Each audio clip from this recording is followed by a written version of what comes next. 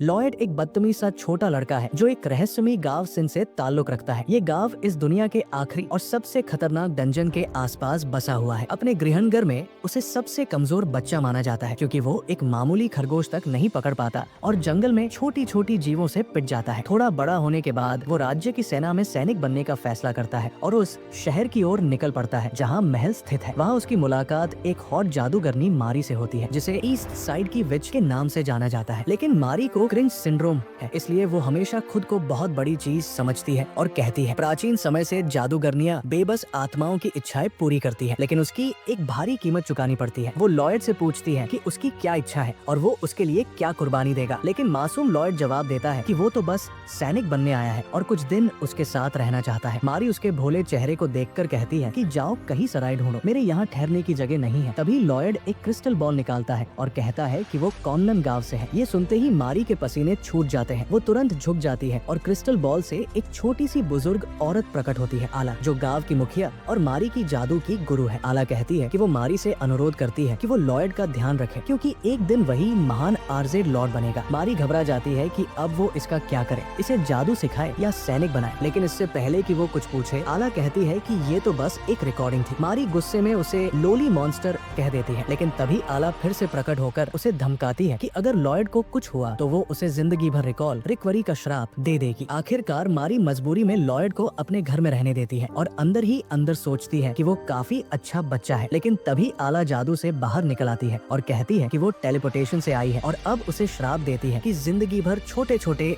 Else हारे झेलेगी। अगली सुबह मारी को किसी मीठी खुशबू से नींद खुलती है। लॉयड नाश्ता बना रहा होता है। वो टेबल पर खाना लाता है और कहता है गुड मॉर्निंग। दोनों बातें करते हैं और लॉयड बताता है कि वो गांव में सबसे कमजोर है, इसलिए अब वो एक लेजेंडरी हीरो बनना चाहता है जैसे उसका बड़ा भाई। मारी पूछती है कि क्या उसे पता है एंट्रेंस एग्जाम में क्या होगा। वो कहता है हाँ, एक लिखित परीक्षा, एक युद्ध परीक्षा और एक इंटरव्यू। मारी बताती है कि उनमें से युद्ध परीक्षा सबसे अहम है। लॉयड कहता है कि उसे पता है पर उसकी स्टैमिना सबसे कम है क्योंकि उसे यहाँ तक पहुँचने में 6 दिन लग गए। मारी कहती है कि 6 दिन कोई बुरा समय नहीं है क्योंकि कॉनलन हमारे राज्य आर्मी से बहुत दूर है, ट्रेन से आना ही ठीक था। लेकिन लॉयड मासूमियत से कहता है मैं तो दौड़ कर आया हूँ। ये सुनते ही मारी के होश उड़ जाते हैं। क्या? लॉयड कहता है कि उसके दादाजी तो ये सफर सिर्फ 2 दिन में कर लेते थे। असल में वो उसी दादाजी का पोता है जो कभी स्कूल जाते वक्त पहाड़ पार कर शेरों से लड़ते थे। मारी पूछती है कि क्या उसे रास्ते में कोई राक्षस मिला, तो वो कहता है नहीं, पर बड़े बड़े कीड़े और आग फेंकने वाले छिपकली जैसे जानवर जरूर मिले। मारी सिर पकड़ लेती है। ये न सिर्फ अनजान है, ये तो बेवकूफ भी है। वो रोने लगती है कि आला ने फिर से उस पर एक दानव थोप दिया है, लेकिन लॉयड मासूमियत से उसे रुमाल देता है और कहता है आपका शुक्रिया, आपने मुझे इतना प्रोत्साहित किया। मारी नोटिस करती है कि उसका चेहरा बहुत मुलायम लग रहा है। पूछती है ये कैसे हुआ? लॉयड कहता है मैंने बस उस कपड़े पर एक प्राचीन रून लिखा था जिससे थोड़ी एन्चेंटिंग प्रॉपर्टी आ गई। मारी दंग रह जाती है। ये बच्चा प्राचीन डिसएन्चेंट रून जानता है जिसे सीखने में मुझे 3 साल लगे। जब मारी दीवारों से सिर मार रही होती है तब लॉयड मासूमियत से अपने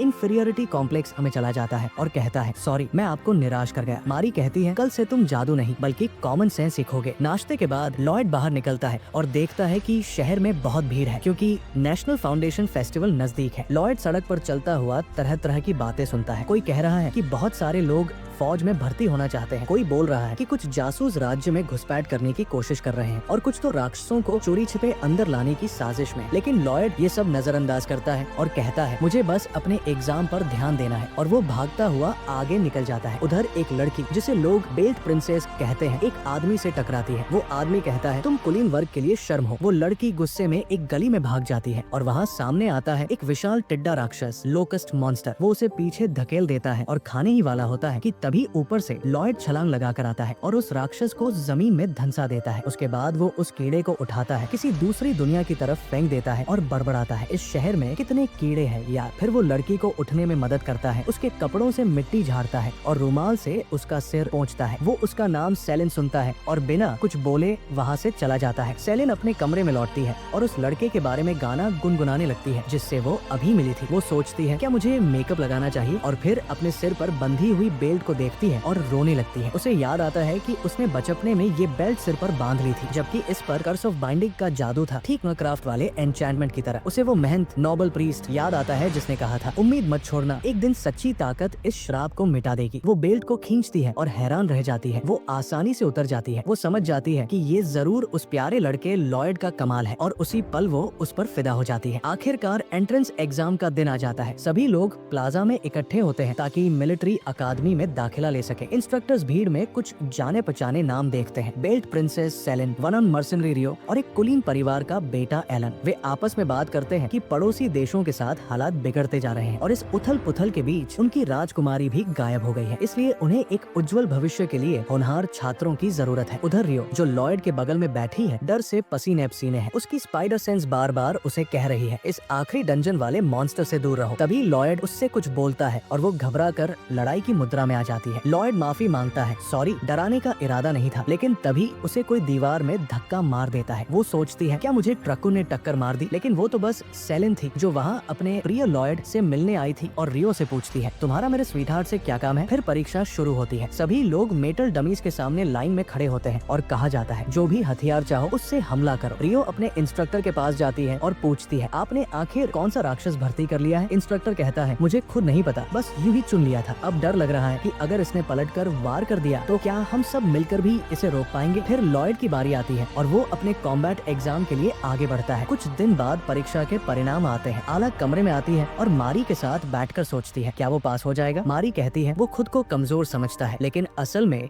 वो बहुत ताकतवर है। आखिर वो उसी गांव से है जहाँ कभी दुनिया को बचाने वाले संत बसे थे। आखिरी डंजन के बाहर का गांव कॉनलन। उधर लॉयड जब रिजल्ट बोर्ड देखता है तो हैरान रह जाता है। उसका नाम स्वीकृत उम्मीदवारों की सूची में नहीं है। अगली सुबह इंस्ट्रक्टर कॉलिन नए रंगरूटों की हाजिरी ले रहा होता है, जबकि सेलिन, रियो और इंस्ट्रक्टर मेलिन सबके होश उड़ जाते हैं। लॉयड पास नहीं हुआ। लड़कियां मेलिन की तरफ जवाब के लिए देखती है, लेकिन वो भी उतना ही उलझन में है और बाद में अपने परीक्षक से इस बारे में पूछता है। उधर कोलिन छात्रों को उनके साम्राज्य की विदेशी राजनीति के बारे में बताता है और ये भी कि वे अपने पड़ोसी जीव साम्राज्य के साथ युद्ध की कगार पर है, क्योंकि उनकी राजकुमारी इस महत्वपूर्ण समय में लापता है। ये भी घोषणा की जाती है कि जो कोई भी राजकुमारी को ढूंढकर वापस लाएगा उसे इनाम दिया जाएगा। इस बीच लॉयड अपने असफल होने से उदास होकर मारी के घर की ओर लौटता है। रास्ते में वो कुछ टिड्डे जैसे राक्षसों को यूं ही फेंक देता है और एक डाइनर के बाहर लगी पार्ट टाइम नौकरी की विज्ञापन पढ़ता है। वो उस जगह पर जाता है और अंदर घुसते ही उस पर मालिक हमला कर देता है, जो कभी रॉयल गार्ड और गायब हुई राजकुमारी का निजी अंगरक्षक था। लॉयड कहता है कि वो बस पार्ट टाइम नौकरी के लिए आया है, क्योंकि वो सेना की परीक्षा में असफल होने से बहुत दुखी है। मालिक क्रोम सोचता है कि ये एक झूठ है और उसे शक होता है कि लॉयड कोई हत्यारा या जासूस है जो उससे जानकारी निकालने आया है, क्योंकि वो महसूस कर सकता है कि लॉयड के अंदर कितनी भयंकर शक्ति है। लेकिन लॉयड सच में केवल नौकरी के लिए आया था। वो अपनी जादुई रुमाल से जगह साफ करता है और स्वादिष्ट खाना बनाता है। ये देखकर क्रोम तय करता है कि उसे अपने पास ही रखेगा ताकि उस पर नजर रख सके, क्योंकि ऐसे राक्षस जैसे इंसान को शहर में खुला छोड़ना खतरा हो सकता है। वापस अकादमी में सेलिन और बाकी लोग लॉयड की परीक्षा शीट देखते हैं। उसमें उसे फेल किया गया था क्योंकि उसने उत्तर पुस्तिका में कुछ अजीब सी लकीरें और निशान बना दिए थे। लेकिन जब कोलिन ध्यान से देखता है तो उसे पता चलता है कि ये तो प्राचीन रून्स है, यानी बहुत पुराना जादुई लिपि। वो हैरान होता है कि लॉयड को ऐसे प्राचीन जादू के बारे में कैसे पता हो सकता है। सेलिन कहती है कि वो राजकुमारी को ढूंढ निकालेगी और इनाम के रूप में वो लॉयड को अकादमी में दाखिला दिलवाएगी और सब लोग इस बात से सहमत हो जाते हैं। दूसरी ओर लॉयड घर लौटता है और आला और मेरी को अपनी असफलता के बारे में बताता है। दोनों इस नतीजे से हैरान रह जाते हैं और आला पूछती है कि क्या अब समय आ गया है इस राज्य को नष्ट करने का। लेकिन लॉयड कहता है कि वो अगली साल फिर से परीक्षा देना चाहता है और इसके लिए वो कुछ समय और मेरी के साथ रहना चाहता है। वो ये भी कहता है कि उसके पास अब पार्ट टाइम नौकरी है, इसलिए वो किराया भी देगा। वो आला से अनुमति मांगता है और वो मुस्कुराते हुए कहती है कि अपने गांव के प्यारे बच्चे की बात वो मना नहीं कर सकती। इसके बाद लॉयड अपने कमरे में चला जाता है और आला कहती है कि अब वो वापस गांव जाएगी क्योंकि वहाँ लोग उसे मिस कर रहे होंगे। तभी मेरी कहती है कि अगर उसके पास इतना समय है कि वो हर बार यहाँ आकर उसे परेशान कर सके तो उसे इस राज्य को बचाने की कोशिश नहीं करनी चाहिए क्या। आला पूछती है कि स्थिति कितनी बुरी है तो मेरी बताती है कि कुछ साल पहले से राजा अचानक युद्धों का समर्थक बन गया है और अब उनका राज्य जल्द ही साम्राज्य से युद्ध करने वाला है। आला कहती है कि सिन गांव केवल तब हस्तक्षेप करता है जब मामला सामान्य मनुष्यों से परे हो, जैसे किसी दानव प्रभु या दुनिया नाशक आपदा का खतरा हो। लेकिन जहाँ तक बेवकूफी भरे युद्धों और अहंकार की लड़ाइयों की बात है, वे खुद ही नष्ट हो जाए, इससे उसे कोई फर्क नहीं पड़ता। ये सुनकर मेरी कहती है कि इसी वजह से वो 5 साल की यात्रा पर गई थी ताकि मास्टर आला से मिल सके और उनसे डिसेंचेंट रून्स कानून सीख सके। वो कहती है कि वो इस युद्ध को किसी भी कीमत पर रोक देगी, लेकिन आला उसे चेतावनी देती है कि इस झंझट से दूर रहे, नहीं तो वो खुद पूरे राज्य को जला देगी। इतना कहकर आला अलमारी में चली जाती है ताकि जादुई टेलीपोर्ट से अपने गांव लौट सके। लेकिन जाने से पहले वो मेरी को मिड लेवल बदकिस्मती का श्रापा देती है ताकि जब भी वो उसे लो लेवल दादी कहें तो उसे दर्दनाक ऐंठन हो जाए। ये उसका बदला होगा। मेरी झुझलाकर उस क्रिस्टल बॉल को पानी के कुएं में फेंक देती है ताकि अगली बार जब आला यहाँ आए तो वो परेशान हो। अगले दिन मेलिन रो के साथ डाइनर में खाना खाती है और वे लॉयड को भर्ती करने की बात करते हैं। लॉयड सोचता है कि ये जगह अचानक इतनी भीड़ भाड़ वाली कैसे हो गई, जबकि पहले ये गंदी और कम मशहूर जगह थी जहाँ लोग सस्ता और घटिया खाना खाने आते थे। तभी उनका खाना आता है और वे देखते हैं कि वो बेहद स्वादिष्ट है। रो मालिक के बारे में पूछती है तो मेलिन उसे बताती है कि वो असल में एक पूर्व शाही गार था और पूछती है कि उसकी दुकान एक रात में इतनी साफ और शानदार कैसे हो गई। क्रोम मुस्कुराकर कहता है कि ये सब उनके नए वर्कर की वजह से है और तभी लॉयड अंदर से बाहर निकलता है जिससे दोनों अपना खाना थूक देते हैं हैरानी में। मेलिन तुरंत क्रोम से पूछती है कि लॉयड की असली पहचान क्या है और वो कहता है कि उसे खुद नहीं पता, बस इतना जानता है कि अगर ऐसा राक्षस परीक्षा में फेल हो गया तो कुछ तो गड़बड़ जरूर है। इसी बीच लॉयड कचरा फेंकने बाहर जाता है और देखता है कि मेरी किसी गली में जा रही है। वो उसका पीछा करता हुआ शहर के बीचों बीच प्लाजा में पहुंचता है जहां भीड़ जमा है। सभी छात्र सेलिन और एलन के बीच झगड़ा होते देख रहे हैं। एलन गुस्से में सेलिन को चुनौती देता है और अपनी बड़ी सी बैटल एक्स लेकर उस पर झपटता है, लेकिन तभी सेलिन की बेल्ट जो श्रापित है अचानक अपने आप हिलती है और एलन के हाथ से कुल्हाड़ी को झटक देती है। उसी वक्त लॉयड वहाँ पहुँच जाता है और सेलिन उसे देखकर फिर से सिम करने लगती है। कॉलिन और मेलिन भी वहाँ पहुँचते हैं। मेलिन एलन से पूछती है कि क्या वह सच में लॉयड से लड़ने वाला है। एलन, जो खुद को बहुत नेक दिल और सम्मानित कुलीन समझता है, कहता है कि वो अकादमी के बाहर किसी नागरिक से नहीं लड़ेगा। लेकिन तभी मेलिन मुस्कुराकर कहता है कि रूम का माहौल समझो और उसे भड़काता है कि जाओ इस लड़के को कुचल दो ताकि सबको पता चले कि नाइट्स के साथ खिलवाड़ नहीं होता। एलन इसे अपने कौशल दिखाने का सुनहरा मौका समझता है, जबकि कॉलिन सोचता है कि मेलिन ऐसा क्यों कर रहा है क्योंकि आमतौर पर तो वही सबको अनुशासन की सलाह देता है। तभी मेलिन कॉलिन से कहता है कि याद है वो बच्चा जिसके लिखे पुराने रून वाले पेपर हमने देखे थे, वही है ये लॉयड। अब दोनों एलन को उकसाने लगते हैं कि वो पूरी ताकत से लड़े। कॉलिन थोड़ा चिंतित होकर पूछता है क्या एलन सच में इससे भिड़ सकता है और वो कहता है कि जब तक वो कद्रू को कोई सॉलिड हिट लगने नहीं देता वो ठीक ठहर जाएगा क्योंकि उसकी सहन शक्ति के लिए उसे जाना जाता है। पर दुर्भाग्य से उसके लिए एलन लॉयड को ये मौका देने के लिए धन्यवाद करता है और कहता है कि वो पहले हिट उसे मारने दे। लॉयड कहता है ठीक है और सीधे उसके चेहरे पर मुक्का मार देता है। ऐसा लगता है कि एलन अब मरने ही वाला है और सभी उसकी दफन की तैयारी करने लगते हैं। पर तभी उनके चारों ओर एक हवा का टॉर्नेडो बनता है। वो मरीन निकलती है, वो लॉयड को अपने साथ ले लेती है और हवा में उड़ा देती है। वो एक छत पर उतरती है और लॉयड से कहती है कि सतर्क रहे वरना उसने एलन को नॉर्निया भेज दिया होता। लॉयड सोचता है कि उसने उसे सार्वजनिक रूप से पीटे जाने से बचाया और शर्मिंदा होकर माफी मांगता है। उसकी भोली सी मासूमियत देखकर मरीन खुद को रोक नहीं पाती और उसकी नाक से खून बहने लगता है। वो कहती है कि सावधान रहे वरना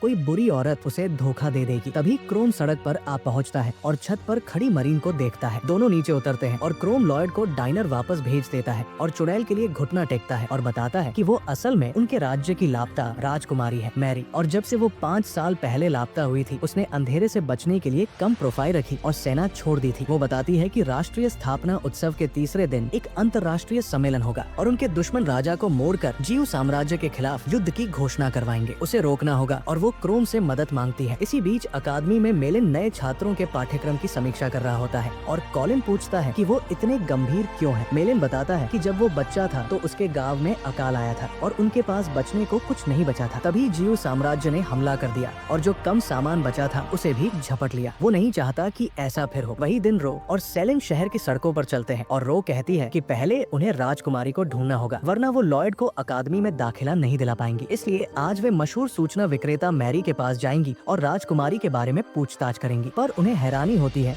जब वे वहाँ पहुँचते हैं और पाते हैं कि दरवाजा खुल रहा है और लॉयड दरवाजा खोल रहा है। सेलिन अचानक उदास हो जाती है और सोचती है कि लॉयड मारी के साथ क्यों रह रहा है। थोड़ी देर बाद मारी भी आती है और उसे पता चलता है कि मेहमान आ चुके हैं। वो उनका स्वागत करती है और पूछती है कि वे यहाँ क्यों आए। वे कहते हैं कि वे एक तस्वीर में दिखने वाली लड़की के बारे में जानकारी खरीदना चाहते हैं। मारी तस्वीर देखती है और समझ जाती है कि वे राजकुमारी को ढूंढ रहे हैं। वो कहती है कि वो गायब राजकुमारी के मामले नहीं संभालती। रो उसकी शक्ल पर शक करती है और सेलिन पूछती है कि वो कितने समय से राज्य में विच का काम कर रही है। मारी कहती है कि वो 2 साल से कर रही है और तब उसे एहसास होता है कि वे उसकी असली असली पहचान जानते हैं और शायद उसके ऊपर नाराज है कि उसने फैंटेस पार्टीज खेली जबकि राज्य युद्ध के कगार पर था। मारी सच्चाई बता देती है और अपने आप को राजकुमारी के रूप में खुलासा कर देती है, पर असल में सेलिन बस पूछ रही थी कि क्या वो लॉयड की पत्नी है। मारी कहती है कि नहीं, वो उससे अपने भतीजे की तरह है। तभी लॉयड मेहमानों के लिए पेय लेकर आता है और बताता है कि वो जानता था कि मारी की असली पहचान क्या है और कहता है कि वो असल में एक सुपर हीरो है जो अंधेरे से उन्हें बचाता है, बैटवुमन जैसी। मारी सोचती है कि ये आइडिया कहाँ से आया, पर वो उसी के साथ चलने का नाटक कर लेती है। लॉयड कहता है कि वो भी मदद करना चाहता है, पर मारी कहती है कि वो अभी बहुत कमजोर है और पहले उसे कड़ी मेहनत करके अकादमी में दाखिला पाना चाहिए। ये सुनकर लॉयड उदास होकर अपने कमरे में भागता है और अपनी कमजोरी पर रो देता है। जब वो चला जाता है, मारी बैठकर लड़कियों से बताती है कि लॉयड असल में उस प्राचीन गांव कॉनलन का है और वहाँ का नियम है कि वे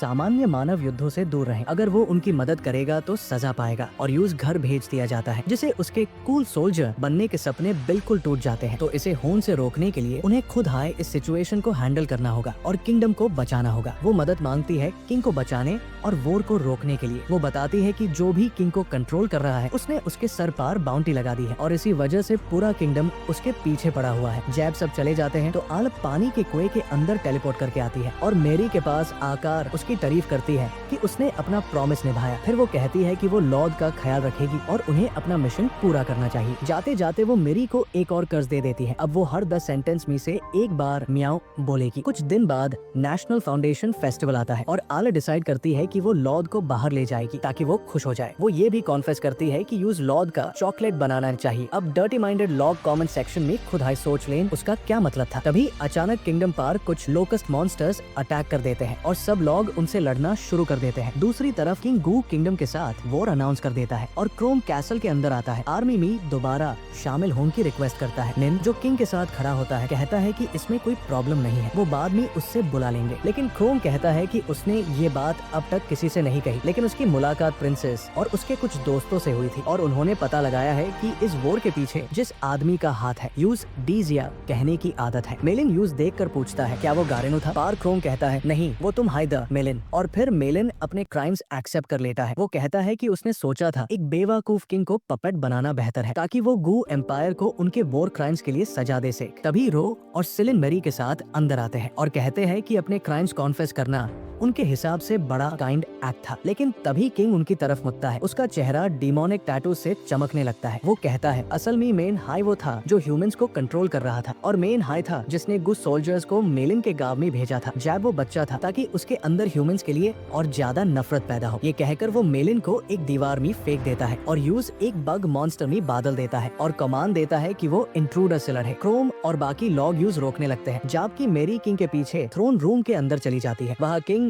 और मेरी के बीच मैजिकल बैटल शुरू होती है। मेरी अस्पार एक वाइंड अटैक करती है लेकिन किंग यूज ब्लॉक कर देता है और सीलिंग तोड़कर उसके ऊपर गिरा देता है। वो मलबे को डॉज करती है और फिर उसे फ्रीज कर देती है जिससे राजा का हमला रुक जाता है। उसके बाद वो एक फायर स्पेल छोड़ती है ताकि राजा की एनर्जी बीम को रोक सके और वो बर्फ से टकराकर फट जाती है जिससे चारों ओर धुंध फैल जाती है। मारी उस धुंध का इस्तेमाल कैमोफ्लॉज के लिए करती है और राजा की ओर छलांग लगाकर डिसएन्चांट स्पेल डालने की कोशिश करती है ताकि उस पर लगे श्राप को तोड़ सके। लेकिन वो श्राप उसे उसके पिता का दयालु चेहरा दिखाकर रोक देता है और उसे जमीन पर गिरा देता है। फिर राजा उसके पास आता है, उसका हाथ तोड़ देता है और कहता है अब तुम्हारा अंत आ गया है, मैं डीमन लॉर्ड अबैडन अब इस साम्राज्य पर कब्जा करूंगा। ये सुनकर मारी बहुत गुस्से में आ जाती है। वो कहती है अगर तुमने ये पहले ही बता दिया होता तो मुझे इतनी मशक्कत नहीं करनी पड़ती। अगर तुम डीमन किंग हो तो मेरी लोली दादी इस मामले को तुरंत सुलझा देती। इतना कहकर वो अपनी पूंछ दबाकर पीछे हटती है और उसे अपने पीछे दौड़ने पर मजबूर कर देती है। उम्मीद करती है कि रास्ते में लॉयड या अला से मुलाकात हो जाएगी। उधर लॉयड और अला अपने डेमोनिक लोकस वाले काम को खत्म करते हैं और लॉयड कहता है कि वो मारी की मदद करने जाएगा चाहे वो नाराज ही क्यों न हो, भले ही वो बहुत कमजोर हो फिर भी वो कोशिश करेगा। अला मुस्कुराते हुए कहती है जाओ मैं इजाजत देती हूँ और लॉयड तेजी से किले की ओर भागता है। रास्ते में वो एलन से टकराता है जो एक गाजर के पीछे छिपा हुआ होता है। लोकस्ट मॉन्स्टर से डरकर लॉयड उसे हिम्मत का पाठ पढ़ाता है। कहता है कि डर शर्म की बात नहीं बल्कि उसे हराना ही असली ताकत है। फिर वो राक्षस को हराकर आगे बढ़ जाता है। उसकी बातें सुनकर एलन भी हिम्मत पकड़ता है और खुद लड़ने का फैसला करता है। उसी वक्त अला को एहसास होता है कि ये सब डीमन लॉर्ड आर्डेन के चेलों में से हैं और वो गुस्से में उन सबको मदारा स्टाइल में कुचल देती है क्योंकि उन्होंने उसके लॉर्ड के साथ डेट खराब कर दी थी। दूसरी ओर क्रोम की लड़ाई इंसिन से होती है और वो उसे जमीन पर पटक देता है। इसके बाद वो रो से भिड़ता है और उसे दीवार में दे मारता है जिससे जिससे वो भी हार मान लेती है। हालात बिगड़ते देख सेलिन फैसला करती है कि लॉयड को बुलाया जाए। वो इंसेक्ट फिन के पास जाकर कहती है, चलो मुझ पर हमला करो। लॉयड एक सच्चा हीरो है, वो ठीक वक्त पर जरूर आएगा। अगर वो नहीं भी आया तो भी उसे थोड़ा जख्मी होकर अपनी फटी आर्मर में उसके सामने हीरोइन बनने का मौका तो मिलेगा। इंसिन कूदकर उस पर पंजे से वार करता है, लेकिन अफसोस उसके बेल्ट की ताकत काम करती है और कोई फैन सर्विस नहीं मिलती। इंसेक्ट फिन लगातार हमला करता रहता है, पर हर बार बेल्ट रोक देती है। रोक कहती है, सेलिन तुम उसे रोक कर रखो, मैं लॉयड को ढूंढने जा रही हूँ। लेकिन जैसे ही वो बाहर निकलने वाली होती है, लॉयड खुद ही किले में छलांग लगाता है। मारी की तलाश में वो सबको देखकर पूछता है, सब ठीक तो होना, और फिर सेलिन को इग्नोर कर देता है जैसे कोई असली सिग्मा मेल करता है। उसके बाद वो इंसिंग की तरफ मुड़ता है और कहता है कि अब उसे सब समझ में आ गया है। वो पूछता है, तुम ये क्या कर रहे हो? क्या तुम्हें शर्म नहीं आती एक सैनिक होकर ऐसे बर्ताव करने में? इंसिन गुस्से में उस पर झपटता है, लेकिन लॉयड उसे बस हल्का सा थप्पड़ मारता है और वो जाकर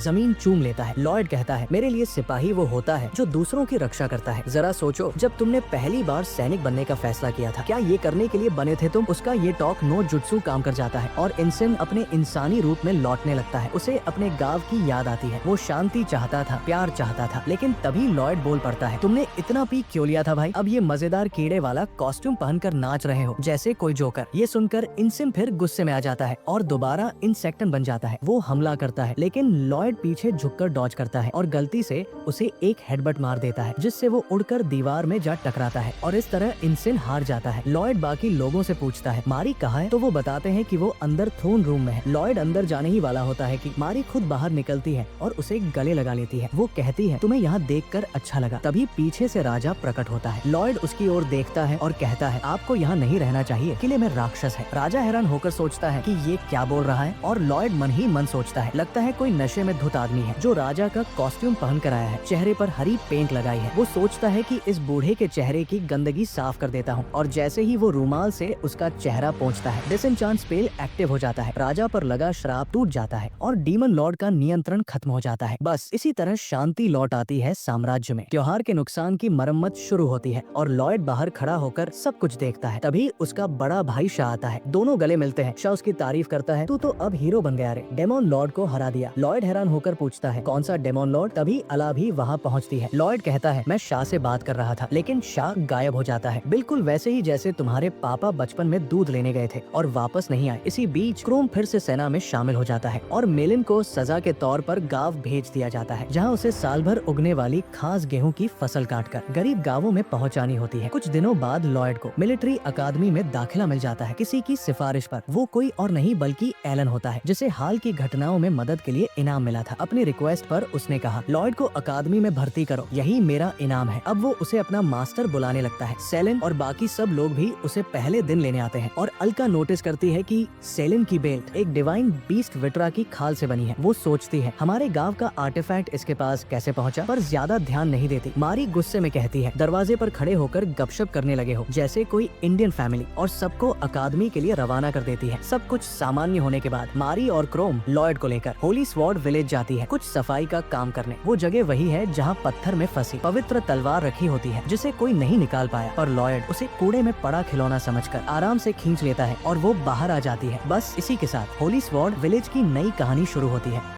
और फिर पूरे शहर की इकोनॉमी ऐसे क्रैश हो जाती है जैसे डॉगीकॉन। और कुछ दिनों बाद सब लोग वापस सिटी लौट आते हैं। कुछ दिन बाद अकादमी में कॉलिन अंदर आती है और कहती है कि अब से वो लोग प्रैक्टिकल लेसन्स करेंगे, क्योंकि आने वाला इंटर स्कूल मैच है रोकुजो सॉर्सरी एकेडमी के खिलाफ। ये एक सालाना इवेंट होता है जहाँ दोनों अकादमियां मैजिक बैटल्स में लड़ती है, लेकिन इरजामी एकेडमी पिछले कई सालों से हार रही है, बिल्कुल वैसे जैसे तुम्हारी लीग ऑफ लेजेंड्स की मैच हिस्ट्री। इसके बाद सब मैदान में आते हैं और कॉलिन समझाती है, 3 तरह के सॉर्सरर्स होते हैं, एक वो जो चांस का इस्तेमाल करते हैं, दूसरे जो सिगिल्स का, और आखिरी जो मैजिक स्टोन्स का। लेकिन WS अकादमी के छात्र तीनों तरह की मैजिक यूज कर सकते हैं। आज वो लोग एक एंटी मैजिक डमी पर कुछ स्पेल्स का अभ्यास करेंगे। सब एक साधारण फायरबॉल स्पेल ट्राई करते हैं ताकि ये पता चले कि कौन मुकाबले में हिस्सा लेगा। लॉयड हमेशा की तरह फेल हो जाता है क्योंकि वो फिर से ज्यादा ओपी साबित होता है। वो अपने शब्द गड़बड़ा देता है, लेकिन फिर भी स्पेल इतनी जोर से फटती है कि डमी के पीछे का पूरा इलाका जलकर राख हो जाता है। उसके बाद वो कई और स्पेल्स ट्राई करता है, लेकिन हर बार नतीजा वही, तबाही। फेयरनेस के लिए बेचारे लॉयड को फिर से फेल कर दिया जाता है। बाकी सब अपनी प्रैक्टिस जारी रखते हैं। सेलिन कॉलिन के पास जाती है और कहती है कि उसे हीलिंग मैजिक सिखा दो ताकि वो लॉयड पर फ्लर्टिंग टेक्निक आजमा सके। कॉलिन कहती है कि इसके लिए किसी घायल व्यक्ति की जरूरत होगी, तो सेलिन तय करती है कि अब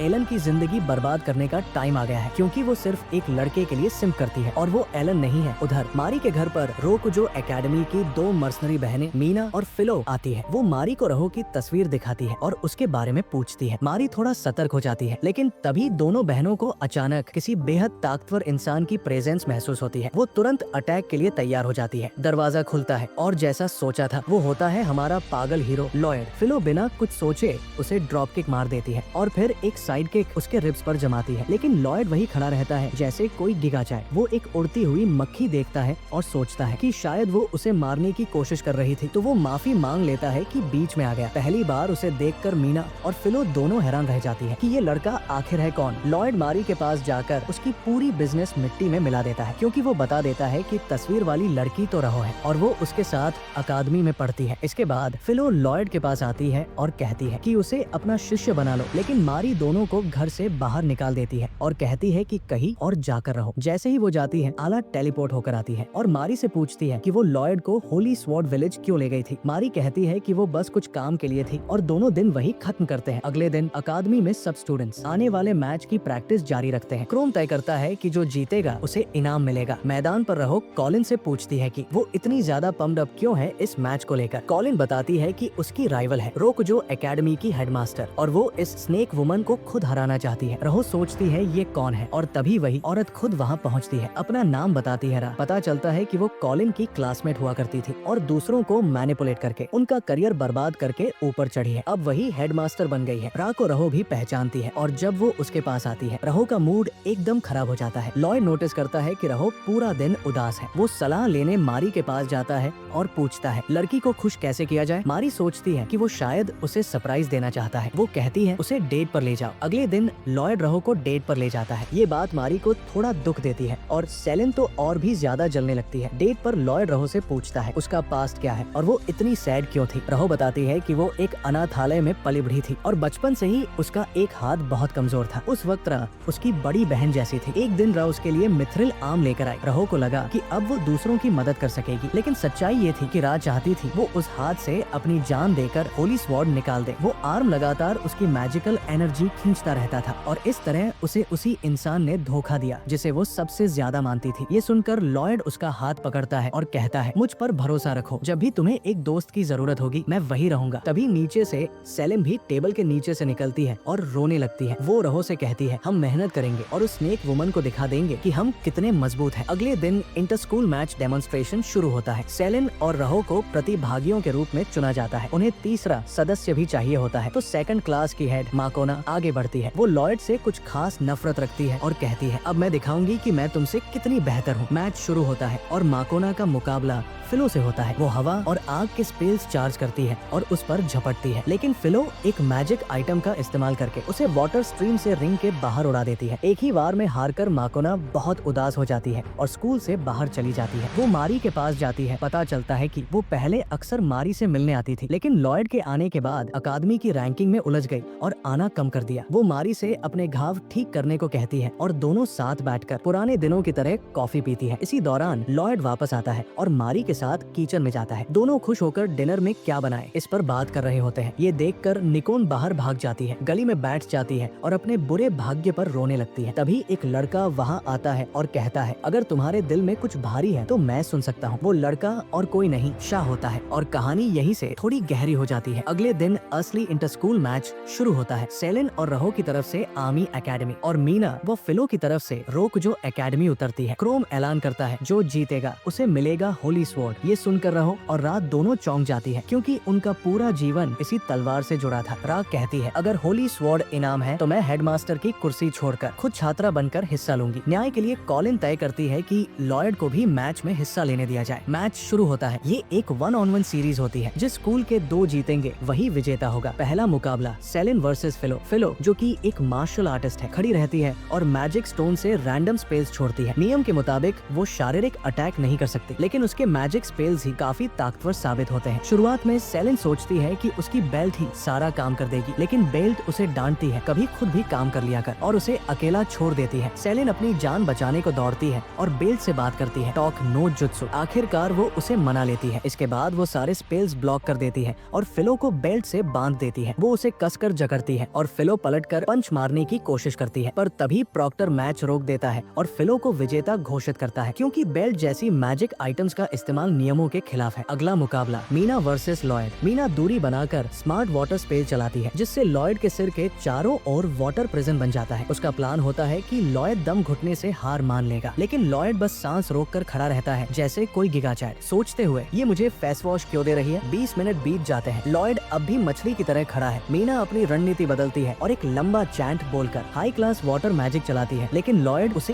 एक विंड स्पेल से काउंटर कर देता है और ऐसा दिखाता है जैसे मीना ने खुद को ही उड़ा दिया हो। मीना के एरिना से बाहर जाने पर लॉयड को विजेता घोषित किया जाता है। अब आखिरी मुकाबला रा वर्सेस रहो। दोनों एक दूसरे पर लगातार फायरबॉल स्पेल्स छोड़ती है। मैदान में रोशनी की बारिश सी हो जाती है, लेकिन रा जानती है कि रहो की मिथ्रिल आन उसकी मैजिक एनर्जी खींचती रहती है और इसलिए रहो पहले थक जाएगी। काफी देर तक चले इस फायरवर्क शो के बाद रहो पीछे कूदकर दूरी बनाती है, लेकिन रा तेजी से आगे बढ़ती है और उसका मिथ्रिल आन तोड़ देती है। रहो जमीन पर गिर जाती है और रा कहती है अब ये लड़ाई यही खत्म होती है, लेकिन तभी रहो मुस्कुराने लगती है, बिल्कुल किसी एनीमे प्रोटैगनिस्ट की तरह। वो आगे बढ़कर मुक्का मारती है और जैसे ही उसका हाथ जुड़ने वाला होता है, वो आर्म जोरदार धमाके से फट जाता है और एक जोरदार धमाके के साथ रा जमीन पर जा गिरती है। असल में रहो ने चालाकी से हीलिंग मैजिक का इस्तेमाल करके अपने हाथ के अंदर एक मैजिक स्टोन लगा दिया था, जिससे वो रा पर सरप्राइज अटैक कर सके। उसके बाद रहो अपना टूटा हुआ हाथ फिर से हील करती है और रा की तरफ बढ़ते हुए एक हाई क्लास वाटर स्पेल का चैंट शुरू करती है। उसे अपनी तरफ आते देख वो विजेता चाल से भरी चाल में रा डर जाती है और बेहोश हो जाती है, लेकिन रहो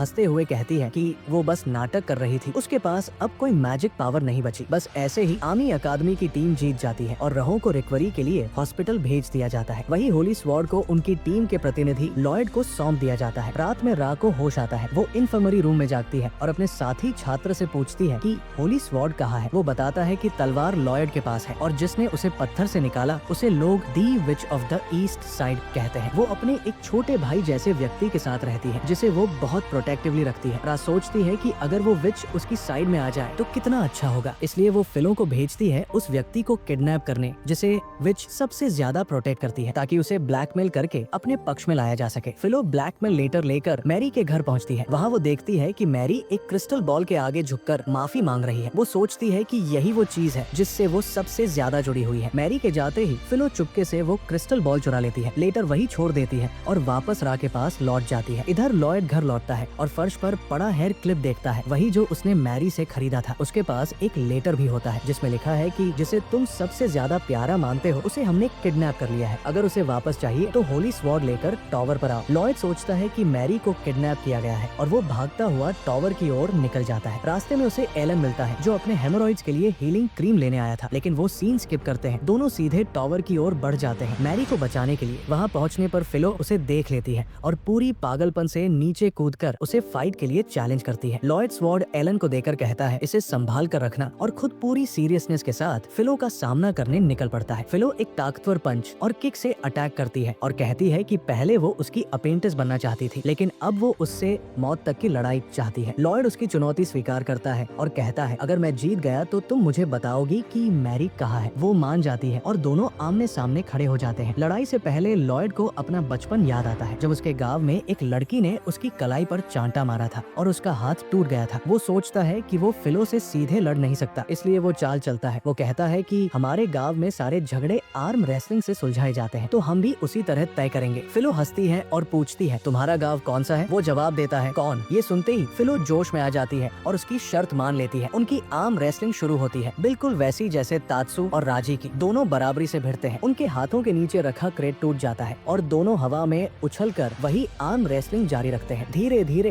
फिलो बढ़त बना लेती है और फिलो धीरे धीरे लॉयड का हाथ नीचे दबाने लगती है, पर तभी लॉयड एक तेज विंड स्पेल छोड़ता है जिससे दोनों जमीन पर गिर जाते हैं। लेकिन इस झटके में लॉयड उसका हाथ नीचे छू देता है और इसी के साथ आर्म रेसलिंग मैच खत्म हो जाता है। फिलो हार मानती है, पर फिर भी उसके हाथ पकड़कर कहती है मुझे अपने बच्चे दे दो। अगर तुम सच में कॉन्वेंट से हो तो तुम ही मेरे लिए सही साथी हो। मैं हमेशा से किसी मजबूत आदमी की तलाश में थी। इधर दूसरी ओर एलन होली स्वॉर्ड लेकर भाग रहा होता है और उसे रा के भेजे हुए छात्र पीछा कर रहे होते हैं। वो तलवार छोड़ने से मना करता है क्योंकि लॉयड ने उसे सौंपा था। तभी वहाँ मीना पहुँचती है और पीछा कर रहे छात्र को हरा देती है। वो कहती है कि वो राह की चालों को रोकने आई है क्योंकि उसने उसकी बहन का अपमान किया था और उसे एक टूल की तरह इस्तेमाल किया था। बाद में मीना, लॉयड और फिलो सब एक जगह मिलते हैं और मीना उन्हें पूरी सिचुएशन बताती है, ये भी कि मैरी का किडनैप होना एक गलतफहमी थी। उधर दूर से राह ये सब देख रही होती है और गुस्से में क्रिस्टल बॉल के सामने चीजें फेंकते हुए चिल्लाती है, सब बेकार है, एक से एक मूर्ख। उसी वक्त आला टेलीपोर्ट होकर वहाँ पहुँचती है और उससे लॉयड के बारे में पूछती है। जबरा जवाब नहीं देती और उसे छोटू पिपस्क्वीक कहकर चिढ़ाती है। तो आला गुस्से में एक जबरदस्त मैजिक ब्लास्ट छोड़ती है जिससे रात टावर से बाहर उड़कर सीधी नदी में जा गिरती है। उसका शरीर झुलसकर धुआं छोड़ रहा होता है। इधर एलन उसे देखता है और एक सच्चे सिपाही की तरह छलांग लगाकर उसकी जान बचाने के लिए नदी में कूद पड़ता है। अगली सुबह अखबारों में वो मॉडल सोल्जर के रूप में सुर्खियों में होता है और रा को उसी हॉस्पिटल में लाया जाता है जहाँ रहो भर्ती होती है। वो अपने बचपन की यादों में खो जाती है, कैसे वो अपने अनाथालय को बेहतर बनाना चाहती थी, कैसे वो रहो को खुश देखना चाहती थी और अब सोचती है आखिर मैंने कहा गलती की। उसी वक्त एक सफेद बालों वाला आदमी उसके कमरे में आता है और उसके ऊपर एक मेमोरी ऑल्टरिंग स्पेल डालता है। बाद में पता चलता है कि वही आदमी आल्का से बदला लेना चाहता है। कुछ दिन बाद राज्य के पास के जंगल में अजीब घटनाएं शुरू होती है। लोग एक एक कर कोमा में जाने लगते हैं। किसी की मौत नहीं हुई पर लक्षण बिल्कुल वैसे ही होते हैं जैसे किसी पुराने ट्रेन अटैक के। राज्य तुरंत कई एडवेंचरर्स और मिलिट्री यूनिट्स भेजता है उस वजह की जांच के लिए। उनमें मीना और फिलो भी होती है। उनकी जांच से लगता है कि ये सब किसी कर्स क्रिएचर या ट्रीट का काम है। वहीं दूसरी ओर अकादमी में छुट्टियों का समय आने वाला होता है। अपने आखिरी दिन पर रहो लॉयड से बात करती है और मुस्कुराते हुए पूछती है वीकेंड पर फ्री हो। रहो मुस्कुराते हुए लॉयड से कहती है क्या तुम वीकेंड पर फ्री हो, चलो बाहर घूमने चलते हैं। तभी बीच में सेलिन गुस्से और हल्की उदासी के साथ बोल पड़ती है, वाह मेरे तो बीच जाने के सारे प्लान्स खराब हो गए। फैमिली ने अचानक मुझे मेन हाउस बुला लिया। फिर वहाँ एलन भी आता है, हमेशा की तरह ध्यान खींचने के मूड में। वो लॉयड से माफी मांगता है, कहता है सॉरी मैं तुम्हारे साथ नहीं चल पाऊंगा, किसी ने मुझे प्रपोज कर दिया है और इस वीकेंड मुझे उनके घर वालों से मिलने जाना होगा। लेकिन सब उसे इग्नोर करके चले जाते हैं। क्लास खत्म होने के बाद लॉयड घर लौटता है तो देखता है कि मारी और आल्का आपस में झगड़ रही है। कौन लॉयड के साथ टाइम बिताएगा इसी बात पर लॉयड उनके सारे सपनों पर पानी फेर देता है। कहता है मैंने इस वीकेंड के लिए एक टेम्पररी फुल टाइम जॉब ली है जो क्रोम ने मुझे सुझाई थी। मैं खुद से कुछ सीखना चाहता हूँ और अगर तुम दोनों मेरे साथ चली तो मैं वो नहीं सीख पाऊंगा, इसलिए मैं अकेला जा रहा हूँ। ये सुनते ही दोनों की आंखों में आंसू आ जाते हैं लेकिन लॉयड बिना पीछे देखे निकल पड़ता है, एक सच्चे सिग्मा मेल की तरह। होटल पहुंचकर लॉयड अपना परिचय देता है होटल के मालिक कोबा से, जो पहले रॉयल गार्ड के लीडर रह चुके थे। जैसे ही कोबा उसकी ताकत महसूस करता है वो हैरान होकर अपनी कुर्सी से गिर पड़ता है। वो बताता है कि होटल के पास वाले जंगल में लोग कोमा में जाने लगे हैं जिससे उसके बिजनेस को बहुत नुकसान हो रहा है। वो चाहता है कि ये मामला जल्दी सुलझ जाए। इसके बाद वो लॉयड को पूल एरिया में उसकी सीनियर किक्यो से मिलवाता है और कहता है इसे अच्छे से गाइड करना। पर किक्यो तो एक बुली निकलती है और लॉयड से पूरा पूल एरिया अकेले साफ करवाती है। लेकिन लॉयड तो लॉयड है, वो उसकी लेक्चर खत्म होने से पहले ही पूरा एरिया चमका देता है। इतने में कोबा लौट कर आता है और सब देखकर दंग रह जाता है, इतना एफिशिएंट क्लीनिंग, ये तो गजब है। फिर वो उसे अगला टास्क देता है बेल बॉय का। कहता है एक बहुत बड़ा क्लाइंट कल आने वाला था पर अब आज ही पहुंच गया है। वो बात करने में थोड़ा मुश्किल है इसलिए मुस्कुराकर स्वागत करना। वो क्लाइंट निकलता है लॉर्ड थियोनेन, ऐसा आदमी जो हर छोटी बात पर नुक्ताचीनी करता है, कभी किसी से खुश नहीं होता। खिड़की से बाहर झांकते हुए वो लॉयड से पूछता है बोलो लड़के इस साइप्रस जंगल के बारे में क्या सोचते हो। लॉयड कहता है सुंदर तो है लेकिन मुझे थोड़ा बनावटी लगता है। पेड़ बहुत सटीक दूरी पर लगाए गए हैं, बहुत नियमित तरीके से काट छांट की गई है। इससे पहले कि वो बात पूरी करे लॉर्ड उसकी जानकारी से दंग रह जाता है। वो कहता है वाह एक बेल बॉय को भी प्रूनिंग का पता है। लॉयड मुस्कुराते हुए कहता है हमारे गांव के लंबर जैक्स ने सिखाया था। ये सुनकर लॉर्ड खुश होता है और कहता है हमारे परिवार ने लड़ाइयों में नाम कमाने से पहले लकड़हारे के रूप में ही काम किया था। दोनों में बातचीत जम जाती है और कोबा दूर से लॉयड को थम्स अप दिखाता है, गुड जॉब बॉय। लॉर्ड ये भी बताता है कि उसका बेटा भी इसामी अकादमी में पढ़ता है और वो चाहता है कि वो भी लॉयड जितना समझदार बने। रात में पता चलता है कि किक्यो असल में लॉर्ड थियोनेन की जासूस है। वो होटल में सिर्फ जांच करने आई है। उन्हें शक है कि कोबा जंगल में ट्रीट्स पाल रहा है और जब वो जंगल नेशनल ट्रेजर घोषित हो जाएगा तो उसकी जांच करना बहुत मुश्किल हो जाएगा। लॉर्ड कहता है कि उन्हें खबर मिली है किसी ने रिसर्च लैब से एक डीमन लॉर्ड सीडलिंग चुरा ली है और शायद किसी इंसान ने उसे प्लांट करके ट्रीट्स को कंट्रोल करने की कोशिश कर रहा है। इसके असर से जिस व्यक्ति में वो चीज डाली गई होगी उसकी शारीरिक ताकत बढ़ जाती है। ये सुनकर लॉर्ड पूछता है, क्या तुम्हें कोई ऐसा व्यक्ति पता है? और तभी किक्यो के जहन में एक ही नाम आता है, लॉयड। कोबा किक्यो को थोड़ा क्रैक देता है और कहता है कि उसे शक वाले इंसान को ये खिलाना या पिलाना होगा। इससे उसके शरीर से सीडलिंग बाहर निकल जाएगी और असली दोषी सामने आ जाएगा। अगली सुबह किक्यो देखती है कि लॉयड किचन में सब्जियां ऐसे काट रहा है जैसे कोई प्रो फ्रूट निंजा प्लेयर हो। वो पक्का कर लेती है कि वही ओपस है और उसे क्रैक मिला हुआ चाय देती है। पर जैसे ही लॉयड पीने वाला होता है, कोबा अंदर आता है और उसे डांटता है कि काम के वक्त आलस मत करो। वो लॉयड से कहता है कि थोड़ी छुट्टी ले ले क्योंकि वो बहुत मेहनत कर रहा है। फिर वो खुद ही चाय उठाकर पीता है और तुरंत थूक देता है। ये किस कैरन ने बनाई है भाई? ये देखकर किक्यो खिड़की से कूद जाती है और सोचती है कि कोबा ने जानबूझकर ऐसा किया ताकि उसका राज बाहर न आ सके। वो कसम खाती है कि अगली बार उसे रंगे हाथ पकड़ेगी। उधर रहो अपनी छुट्टी का मजा उसी होटल में ले रही होती है। वो फुल बॉडी मसाज बुक करती है, पर जब मसाज देने वाला आता है तो वो कोई और नहीं बल्कि लॉयड होता है। वो घबरा जाती है और कहती है कि वो नहीं चाहती कि लॉयड उसके शरीर पर हाथ लगाए। इसी बीच सेलिन के पिता भी उसी होटल में आ जाते हैं। वो कहते हैं कि वो कुछ फादर डॉटर टाइम बिताने आए हैं, पर असल में उन्होंने उसके लिए एक राजनीतिक शादी का प्रस्ताव तय किया है और वो बदकिस्मत लड़का कोई और नहीं बल्कि लॉर्ड एलन का पसीने से तरबतर बेटा है। सेलिन कहती है कि वो उसकी शक्ल देखकर ही अपनी प्रपोजल हिस्ट्री मिटा देगी और जैसे ही वो अंदर आएगा वो उसे अपनी बेल्ट से पीटेगी। वो सोचती है कि उसके मंगाए हुए फायर बॉम्ब्स कहाँ रह गए। वो होटल को आग लगाकर भागने का प्लान बना चुकी थी ताकि वो लॉयड से छुट्टी पर मिल सके। पर तभी दरवाजा खुलता है और सामने लॉयड होता है। वो हैरान होकर उसके साथ स्टोर रूम में भाग जाती है। वहाँ रहो भी आती है और बताती है कि एलन पूल में फिसल गया और बेहोश हो गया, इसलिए लॉयड को अस्थायी तौर पर लॉर्ड के बेटे के रूप में पेश होना पड़ा। रहो अब होटल की कर्मचारी बनकर अंडरकवर काम कर रही है। लॉयड कहता है कि एक कर्मचारी के रूप में वो होटल में चल रही हर गड़बड़ी का पता लगाएगा और लड़कियां भी उसकी मदद करने का फैसला करती है। रहो अंदर से इन्वेस्टिगेट करेगी, जबकि सेलिन और लॉयड बाहर से एक नकली मैरिज मीटिंग के बहाने बाद में दोनों बाहर जाते हैं और कपल बनकर एक्ट करते हैं। पर रहो उन्हें रोक कर डांटती है कि वो अपना काम ढंग से नहीं कर रहे। तभी एक लड़का गाड़ी खींचते हुए आता है। वो शाह होता है। वो स्वीट फायर बॉम्ब्स की एक्सप्रेस डिलीवरी कर रहा होता है और सेलिन को याद आता है कि ये उसकी ही गलती है। लॉयड सबको बताता है कि शाह उसी के गांव का है और उसके लिए भाई जैसा है। शाह बॉम्ब्स उतार कर चला जाता है क्योंकि उसे और डिलीवरी करनी होती है। उधर कोबा को शक होता है कि ये सब कोमा केसों के पीछे लॉर्ड का हाथ है और अब तीनों तरफ शक का खेल शुरू होता है। कोबा को लॉर्ड पर शक है, लॉर्ड को कोबा पर और सेलिन के पिता दोनों पर। बाहर लॉयड और सेलिन झील के पास अपने नकली डेट को जारी रखते हैं। सेलिन उसे बताती है कि कैसे उसने उसे बचाया था और कैसे लोग उसके सिर की बेल्ट की वजह से उसका मजाक उड़ाते थे। लॉयड ने उसे भरोसा दिया और उसने उसे उसके नेक दिल की वजह से पसंद किया। लॉयड मुस्कुराकर कहता है कि वो कुछ नहीं, वो यहाँ तक पहुँचा है तो बस उसके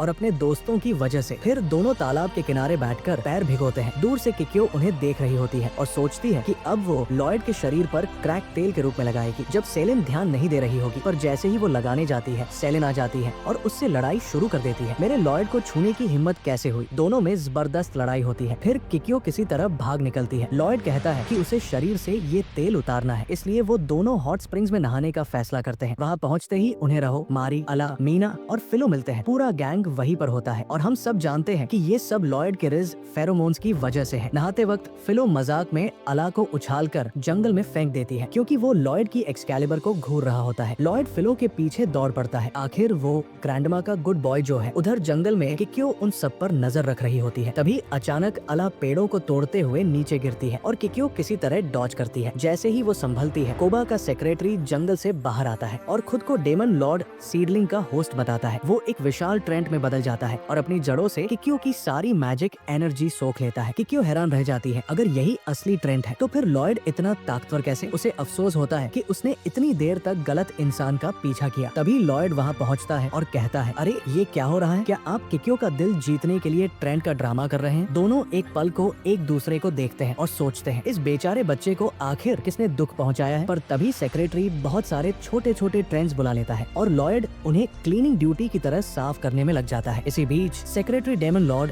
सीडलिंग की पूरी ताकत का इस्तेमाल करके एक मेगा ट्रेंट में बदल जाता है और होटल की तरफ बढ़ने लगता है ताकि वो वहाँ से सारी एनर्जी खींचकर अपनी सेना बना सके। होटल में इस वक्त सेलिन का पिता कोबा और लॉर्ड थियोनी मीटिंग कर रहे होते हैं ट्रेंट और कोमा केस पर। तभी मेगा ट्रेंट दीवार तोड़कर अंदर आता है और चिल्लाता है, असल गुनहगार मैं हूँ। वो बताता है कि उसने सेलिन के पिता के नाम से डेमन लॉर्ड सीडलिंग खरीदी थी और फिर उसे कोबा की बदनामी करने और उसका बिजनेस डुबाने के लिए इस्तेमाल किया। सभी उसकी लकड़ी जैसी शक्ल देखकर हैरान रह जाते हैं और तभी वो हमला कर देता है। पर तभी हमारा पूरा गैंग वहाँ पहुँच जाता है और सबकी रक्षा करता है। मारी, फिलो, रहो, मीना और बाकी सब अपनी फायर स्पेल्स चलाते हैं, पर वो ट्रेंट मैजिक से इम्यून निकलता है। फिलो उसे एक जोरदार किक मारकर बिल्डिंग से बाहर फेंक देती है और सेलिन अपनी बेल्ट लेकर उस पर टूट पड़ती है। लड़ाई के बीच छत का एक टुकड़ा गिरता है। सेलिन का पिता उसे धक्का देकर बचा लेता है और खुद नीचे दब जाता है। फिलो और मीना लड़ाई संभालते हैं, जबकि रहो जाकर एलन को होश मिलाती है और फायर बॉम्ब्स लेकर लौटती है। वो सब मिलकर मेगा ट्रेंट पर बमबारी शुरू कर देते हैं। मीना और रहो मिलकर वाटर और आइस स्पेल से उसे जमीन दोज कर देती है, पर लड़ाई अभी खत्म नहीं हुई। उसका कोर अब भी जिंदा है और वो अपनी जड़ों से जमीन के नीचे से अटैक करने लगता है। छत का एक और टुकड़ा सेलिन पर गिरने वाला होता है, पर तभी लॉयड आकर दोनों उसे और उसके पिता को बचा लेता है। मारी कहती है, हमें तेरी मदद चाहिए लॉयड, उसका डेमन कोर तोड़ना होगा तभी वो मरेगा। लॉयड मुस्कुराता है, धन्यवाद ये मौका देने के लिए। वो हवा में कूदता है और अपने नंगे हाथों से ट्रेंट का कोर क्रश कर देता है। इसी बीच अला जमीन में फंसी होती है और उसकी मुलाकात शाह से होती है। शाह बताता है कि वो उसी आदमी के साथ काम कर रहा है जो अला से बदला लेना चाहता है। वो कहता है कि अब जब होली स्वॉर्ड बाहर है वो ज्यादा कुछ कर सकता है। बाद में अला वापस आती है और गैंग से मिलती है। वो अपनी शक्तियों से होटल को रिपेयर करती है, घायलों को ठीक करती है और उन लोगों की यादें मिटा देती है जो कहानी में काम के नहीं है। लॉयड उसे इनाम में एक स्पेशल मसाज टेक्निक देता है जो उसने किकियो से सीखी थी, पर गलती से उसे जमीन पर सुप्लेक्स कर देता है। कुछ दिन बाद शाह एक लड़की माकोना को लेकर एक पुराने चर्च में एक बुजुर्ग आदमी से मिलता है। आदमी पूछता है, मैं तुम्हें कैसा दिखता हूँ? वो कहती है, आप एक पादरी जैसे लगते हैं। वो मुस्कुराता है, गलत भी नहीं, सही भी नहीं। वो शाह से पूछता है कि उसे यहाँ क्यों लाया। शाह बताता है कि उसने अपने प्यार को किसी और से हार दिया है और अब बदला लेना चाहती है। आदमी कहता है, उसे ये 2 दवाई दो। शाह 2 बोतलें थमाता है जिनमें डेमन लॉर्ड ऑफ बाम और ट्रेंट डेमन लॉर्ड की शक्तियाँ होती है। वो कहता है, अगर और ताकत चाहिए तो एक पी लेना, पर वो दोनों गटक जाती है और पल भर में वो एक बगटरी ह्यूमन हाइब्रिड में बदल जाती है, जिससे डेमोनिक पावर फूटने लगती है। वो उड़कर एक डंजन में चली जाती है जहाँ वो लॉयड से भिड़ने की तैयारी करती है।